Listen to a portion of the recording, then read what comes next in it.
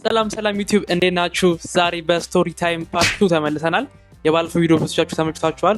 ይሄኛው ቪዲዮ ከዛኛው የቀጠለ ሲሆን በዚህኛው ቪዲዮ ላይ ያልተመለሱ ጥያቄዎችን እመልሳለሁ። ተጨማሪም ከባድ ሚስጥር ነግራችኋለሁ። ደሞዜ ስንት ነው የሚለውን። አሁን ወደ ቪዲዮ።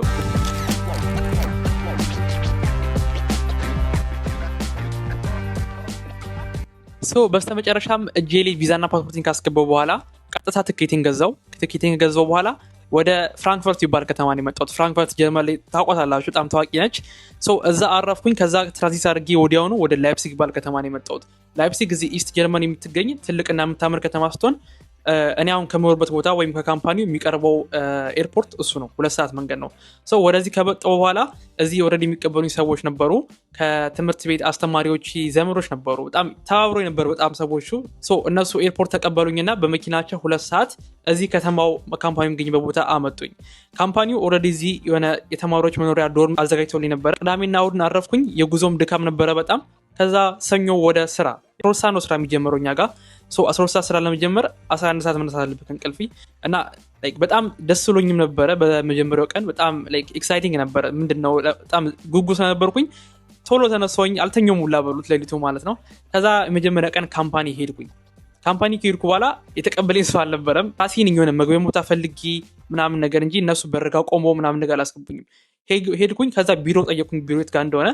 ወደ ቢሮ አሳዩኝ። በዛ ቦታ ላይ ስራ ገባሁ በኋላ ካምፓኒው ትንሽ አሳዩኝ። እንዴት ነው ካምፓኒው፣ ምንድነው የምናመርተው፣ የተወሰነ በጣም ሁሉም ነገር አዲስ ነበር ለእኔ። ለማየትም ራሱ በጣም ትንሽ የበዛ ነበር። ምክንያቱም እያንዳንዱ ማሽን ለእኔ አዲስ ነው፣ እያንዳንዱ የሰው ፊት አዲስ ነው። እና ደስ የሚል ኤክስፔሪንስ ነበረ። ጠዋት ላይ ወዲያኑ የስራ ልብስ ሰጡኝ። የስራ ልብስ፣ ጫማ፣ ጃኬት እና የተወሰነ ስዌትሸርት ነገር ሰጡኝ። ከዛ በኋላ ወደ ስራ ገባሁ ማለት ነው። የዛኑ ቀን ላይ ከባድ ነበር እውነት ለመናገር። ምክንያቱም የመጀመሪያው ቀን እኔ እነዛ ቆሜ አላውቅም። ምክንያቱም ተማሪ ነበርኩ። ከዛ በፊት ተቀምጬ ነው ክላስ ውስጥ ሙለው። የዛን ቀን በጣም ብሳቱን ቆሜ ነበር ያሳለፍኩት። እና በጣም ወደ ቤት ስገባ እግሬ ዝሎ ነበር፣ ደክሞ ነበረ። ምንም እንኳን ደስ ቢለኝም አዳዲስ ነገሮችን ባይም ትንሽ አድካሚ ነበረ። ከዛ እንደዚህ እያለን ስራውን ጀመርን፣ ተላመድን። እዚህ ከመጡ በኋላ ትንሽ በአክሰንታቸው ከብዱ ነበር መጀመሪያ ላይ። እዚህ የሚኖሩበት የራሳቸው አክሰንት አላቸው። ኢትዮጵያ ራሱ ከክልል ወደ ክልል ስትሄዱ የተወሰነ አማርኛው ለየት ይላል። ከመጡ በኋላ እንደዚህ እያደረኩ ለ1 ወር አካባቢ ሰራው። የመጡበት አካባቢ ክረምት ነበረ እና በጣም በረዶ ነበረ፣ በጣም ቀዝቃዛ ነበረ። እኔ ከኢትዮጵያ እንደመምጣቴ በረዶ ከዛ በፊት አይቼ አላውቅም። እዚህ ስመጣ በጣም በረደኝ። ፕላስ ስራው አድካሚ ነበር እንደነገርኳቸው። መቆሙ ስራው የሆነ መሸከም ምናምን ነገር ሳይሆን ቆሞ መዋሉ ቆሞ ወደዚህ ወደዛ ማለት ነው ያለመድኩትም ከዛ በፊት። ብርዱና ስራው አድካሚነት መጀመሪያው በጣም አድክሞ ነበረ። የመጀመሪያው ወር ስራ በኋላ የመጀመሪያው ወር ትምህርት መጣ። የመጀመሪያው ወር ትምህርት እዚህ ፕላውን ይባል ከተማ ነበረ። ፕላውን አሁን ከምኖርበት 25 ደቂቃ አካባቢ ነው ባቡር። እዛ እየሄድኩ መማር ጀመርኩ ለ1 ወር። በተማርኩበት ሰዓት መጀመሪያው ዓመት ላይ ፍሬሽማን ኮርስ ነበረ። ብዙ አይነት በኔ ፊልድ ሆነው ማለት ነው ኤሌክትሪሽያኖች በጣም ብዙ አይነት ደግሞ የተለያዩ አሉ። እኔ አሁን ኢንዱስትሪ ላይ ነው ዋናው ፎከሲ። ሌሎቹ ደግሞ የህንፃ ኤሌክትሪሽያኖች አሉ፣ የሰርኪዩት ምናምን ነገር የሚበይዱ የሚሰሩ እነሱ አሉ። የተለያየ ዘርፍ ነው። የመጀመሪያ ዓመት ላይ ሁላችንም ለጋራ 1 ዓመት ተማርን። ከሁለተኛ ዓመት በኋላ ወደ ኬምኒስ ሲባል ከተማ ተላኩኝ። ምክንያቱም እኔ የምማረው ትምህርት እዚህ ከተማ ላይ ስጥም ነበረ። ወደ 1 ሰዓት አካባቢ ነው በባቡር ከመሩበት ቦታ። እዛ እየሄድኩ ማር ነበረብኝ። መንገዱ ትንሽ አዛ ነበረ። ምክንያቱም ሁሌ ጣጣት በባቡር ነው የነበረብኝ። 1 ሰዓት ተኩል አካባቢ ደርሶ መልስ ብቻ 3 ሰዓት ነበረ። ደስ የሚለው ግን አውስቢልዲንግ ላይ ስራ ወይም ትምህርት ብቻ አይደላችሁም። አውስቢልዲንግ ምንድን ነው የሚለውን ለማብራት ሞክሬያለሁ በመጀመሪያው ቪዲዮ ላይ፣ ግን የተወሰኑ ጥያቄዎች ነበሯችሁ ኮሜንት ላይ። እሱን ለማጠቃለል ያክል አውስቢልዲንግ 2 ኪ ፋክተሮች አሉት። አንደኛው ምንድነው ቲዮሬቲካል ኖሌጅ ነው። ሁለተኛው ፕራክቲካል ኖሌጅ ነው። ፕራክቲካል ኖሌጅ የምታገኙት ከካምፓኒያችሁ ሲሆን ከተቀጠራችሁበት ካምፓኒ፣ እሱ የሚሆኑ በምትማሩበት ዘርፍ ላይ ትሰራላችሁ። በምትሰሩበት ሰዓት ያ ኤክስፒሪየንስ እንደ ትምህርት ነው የሚቆጠርላችሁ። ሁለተኛው ቲዮሬቲካል ፓርቱን ከሙያው ትምህርት ቤት ነው የምታገኙት። የሙያው ትምህርት ቤት ካምፓኒው የሚልካችሁ ሁሌ ትምህርት ሲኖራችሁ ካምፓኒው ፍሪ ታይም ሰጥቷችሁ ማለት ነው ስራ አሰሩ። ሚዛን ቀን ትምህርት ቤት ለምሳሌ አሁን እኔ 2 ሳምንት ሰርቼ 3 ሳምንት ልማር እችላለሁ፣ ወይም 1 ወር ሰርቼ 4 ሳምንት እንደገና መልሼ ልማር እችላለሁ። ፕሮግራሙ ሁሌ የተለያየ ነው፣ ሁሌ ይቀያየራል። ከትምህርት ቤታችሁ ፕላን ትቀበላላችሁ ሁሉ ጊዜ። ለምሳሌ አንዳንዴ 1 ወር ሰርቼ ምንም ያልተማርኩበት ጊዜ ነበሩ፣ ወይም 2 ወር ሰምሬ ደግሞ ምንም ያልሰራሁባቸው ጊዜዎች ነበሩ። እዛ ካምፓኒ ላይ አንድ ማወቅ ያለባችሁ ነገር እናንተ ተማሪ ናችሁ እንጂ ሰራተኛ አይደላችሁ። ምንም አይነት ህግ ጥፋት ታጠፉ ከለላ አላችሁ፣ የህግ ከለላ። ለምሳሌ እኔ ካምፓኒ ውስጥ ማሽን ባቃጥል ወይም ባፈነዳ ራሱ ማለት ነው ምንም አልከሰስም፣ ምንም ጥያቄ ላይ አይመጣም። ምክንያቱም ተማሪ ስለሆንኩኝ ኢቨን ላይክ የጀርመን ህጎቹ በጣም የረቀቀ ነው።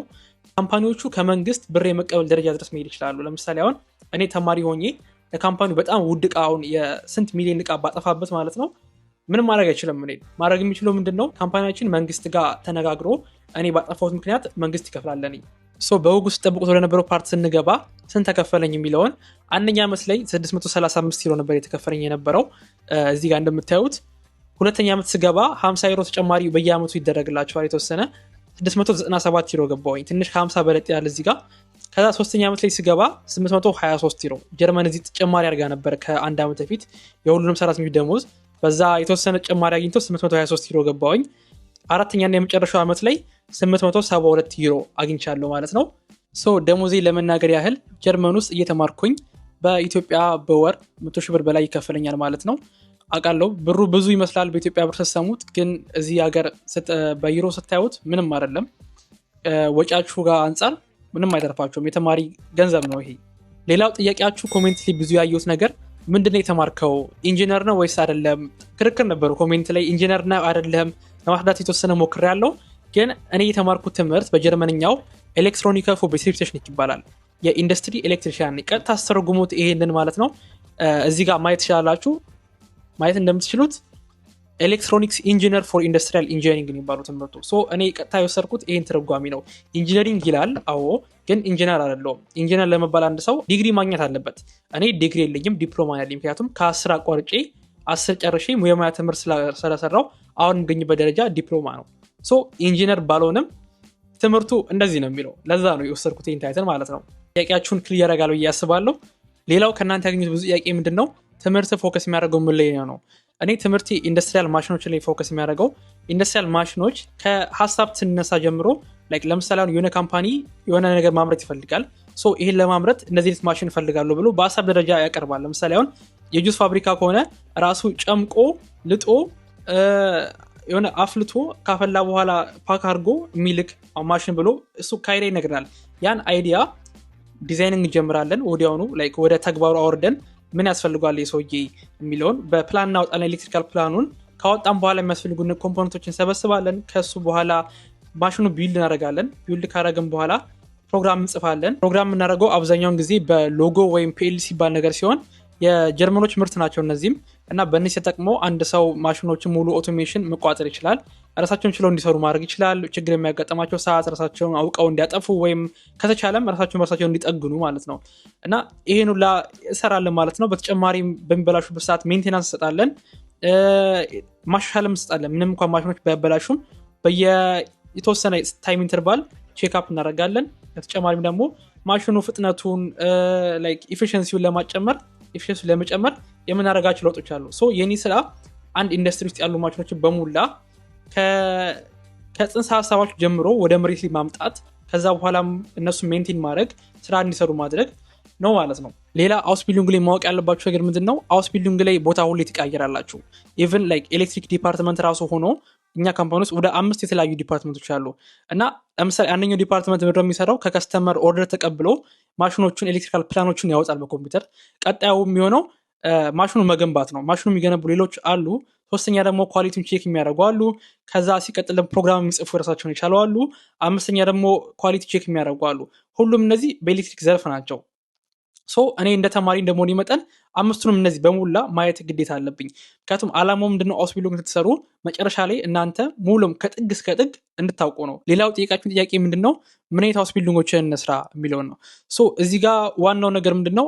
እናንተ ኢንተረስታችሁ ምንድን ነው? እኔ በልጅነቴ ፊዚክስ እና ማትስ በጣም ስለምወድ ወደዚህ ዘርፍ ሆድኩኝ፣ ወደ ኢንጂነሪንግ ዘርፉ እና እናንተ ሜዲካል የምትወዱ ከሆነ ዶክተር መሆኑ ትፈልጉ ከሆነ ወይም ወደ ቢዝነሱ ደግሞ ባንክ ምናምን መስራት ትፈልጉ ከሆነ ኢትስ አፕ ቱ ዩ። ምንም ይሄን ነገር ስራችሁ አልችልም። የእናንተ ኢንተረስት ነው ዋናው ነገር። ምንም አይነት ስራ ልሰሩ ብታስቡ አውስቢልዲንግ በየሁሉም ዘርፉ አለ። እናንተ ኢንተረስት ነው ዋና የሚወስነው። ግን ሪኮመንድ አድርገን የግድ ካላችሁ እኔ መክራችሁ ጀርመን ኢንዱስትሪያን እንደመሆኗ መጠን በኢንዱስትሪ ያሉት ስራዎች ለምሳሌ አሁን የፕላምቢንግ፣ የውሃ ጀምሮ ኤሌክትሪሽያን፣ መካኒኮች፣ እነዚህ ስራዎች በጣም ተመራጭነት ያላቸው ጀርመን። ምክንያቱም በጣም ስራ ነፍ ነው እንደጉ። የዛሬ ቪዲዮ ይመስል ነበረ። የተወሰነ ጥያቄዎቻችሁን መልሻለሁ ተስፋ አደርጋለሁ። ያልተመለሰ ካለም ኮሜንት ላይ ጻፉልኝ፣ ለመመለስ ሞክራለሁ። ሌላ ገንዘቡ ይበቃል ወይ ብላችሁ ትጠይቁኝ ትችላላችሁ። ይበቃል። አዎ ግን እንዴት እንደማብቃቃው ሌላ ቪዲዮ አሳያችኋለሁ። ትኬት፣ ቤት ኪራይ፣ ምግብ፣ ሁሉ ምግብ ከፋፍዬ ራሱን የቻለ ቪዲዮ ሰራለሁ። እና ኮሜንት ላይ ደግሞ ሌላ ጽፉልኝ የሚፈልገው ነገር ምን አይነት ቪዲዮዎችን ነው ማየት የፈለጉት ጀርመን ላይ? እኔ ያሰብኩት ቭሎጎች ለመስራት ነው። ሞር ከተሞችን ማሳየት፣ በጣም ብዙ ጀርመን የሚታዩ ነገሮች አሉ፣ ስቴዲየሞች፣ ሙዚየሞች እና ምን ቪዲዮ ማየት እንደምትፈልጉ ኮሜንት ላይ መጻፍ ትችላላችሁ። ቪዲዮ ከተመቻችሁ ላይክ፣ ሰብስክራይብ ማድረግ እንዳትረሱ። እስከ ቀጣይ ቪዲዮ ቻው።